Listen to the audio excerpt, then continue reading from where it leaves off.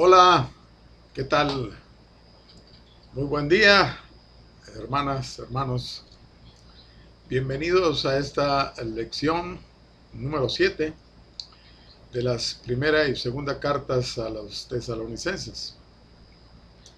El versículo clave para esta lección 7 es primera a los tesalonicenses capítulo 5, versículo 15, que dice: mirad que ninguno pague a otro mal por mal.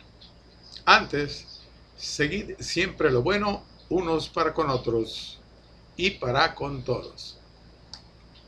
El texto base de esta lección 7 está en Primera Tesalonicenses capítulo 5, versículos del 12 al 28. El título de esta lección se llama Exhortaciones. Voy a estar leyendo el versículo correspondiente. Si quieren ustedes, preparen sus Biblias para que hagan junto conmigo y después hago una breve explicación de cada pasaje o pasajes que correspondan. ¿Qué les parece? Vamos a comenzar con esta lección 7. No sin antes decirles, cada exhortación es parte del anhelo del apóstol Pablo, de que la iglesia funcione correctamente. Lo que él menciona no es difícil de cumplir, y si se obedece, traerá buenos resultados. Hay cosas que deben ser enseñadas una y otra vez. Aunque sencillas, son importantes y la iglesia no las debe olvidar, sino tenerlas presentes y practicarlas. Las exhortaciones incluidas de la palabra de Dios parten de una persona que ama a la iglesia y quiere su bienestar. Comencemos leyendo los versículos 12 y 13. Dice así: os rogamos, hermanos, que reconozcáis a los que trabajan entre vosotros y os presiden en el Señor y os amonestan, y que los tengáis en mucha estima y amor por causa de su obra. Tened paz entre vosotros. Significativamente, hermanos, hermanas, Pablo combina la profecía con las enseñanzas prácticas para la vida del cristiano. Dios nunca se propuso que la profecía fuera un campo para debate académico, sino una verdad que proporcionaría esperanza a los creyentes y dirección a sus vidas. En estos versículos del 12 al 22, Pablo describe las características de una persona que vive a la luz del inminente regreso de Cristo. Dice: os rogamos que reconozcáis, dice aquí, reconozcáis, dado que en la iglesia de Tesalónica todos eran convertidos recientes, quizás se hacía difícil a alguno reconocer el liderazgo de otros. Pablo enseña a los tesalonicenses la sumisión, no el individualismo y el rechazo de la autoridad. Destaca que la autoridad de los líderes proviene del Señor. Pablo amonesta a los creyentes para que aprecien y se sometan a esos líderes congregacionales. Deberían tenerlos en alta estima debido a la importante labor que estaban haciendo. Al mismo tiempo, los creyentes iban a trabajar juntos para mantener la paz entre sí. Los tesalonicenses seguían el patrón de la iglesia de Jerusalén y de todas las iglesias del Nuevo Testamento al tener más de una persona como líder. Leamos el versículo 14, dice así: también os rogamos, hermanos, que amonestéis a los ociosos, que alentéis a los de poco ánimo, que sostengáis a los débiles, que seáis pacientes para con todos. Los tesalonicenses tuvieron que enfrentar el hecho de que algunos de ellos no vivían como debería hacerlo un cristiano. Eran ociosos. Había que advertirles sobre su conducta. Algunos eran de poco ánimo y necesitaban aliento. La congregación también debería sostener a los débiles y ser pacientes para con todos, reconociendo que todos los cristianos tienen faltas. Para ser más eficaces, al promover cambios positivos en las vidas de las personas, los creyentes deben responder a los individuos de acuerdo a las necesidades particulares de cada uno. Leamos el versículo 15, dice así: mirad que ninguno pague a otro mal por mal, antes seguid siempre lo bueno unos para con otros y para con todos. Dice aquí, pague mal por mal. Que un cristiano trate de vengarse es una negación del amor cristiano fundamental. Y hermanos, hermanas, va contra la enseñanza de Jesús. Versículo 16. Dice así: estad siempre gozosos, a pesar de las difíciles circunstancias. El cristiano siempre tiene motivos para regocijarse. El Señor es gobernante soberano y cumplirá sus propósitos. El gozo cristiano no se basa en las circunstancias, sino en un creciente conocimiento de Dios y el porvenir seguro de la vida eterna con Cristo. Leamos el versículo 17. Dice, orad sin cesar. Pablo exhorta a los tesalonicenses a seguir fielmente una vida de oración, como la suya.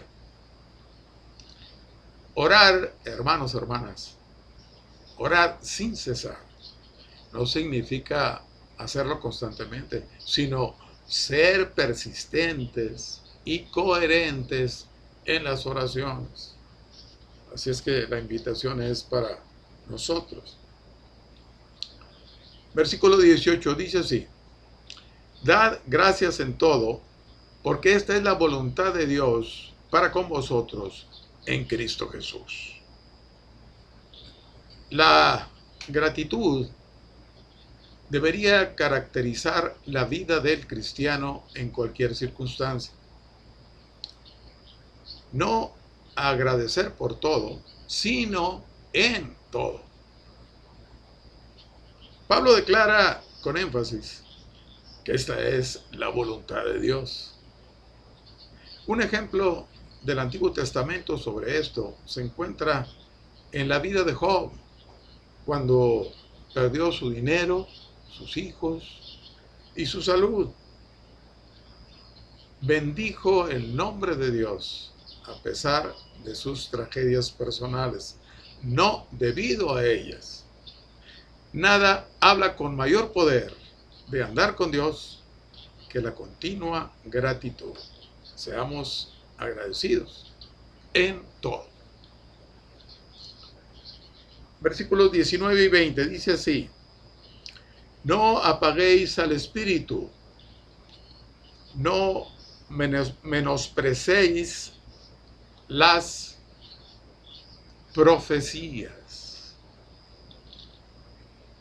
Apagar al espíritu significa resistir su influencia, como tratar de apagar un incendio. Una de las reglas fundamentales del andar con Dios es que no deberíamos decir que no al Espíritu Santo de Dios. Versículos 21 y 22. Examinadlo todo, retened lo bueno, absteneos de toda especie de mal.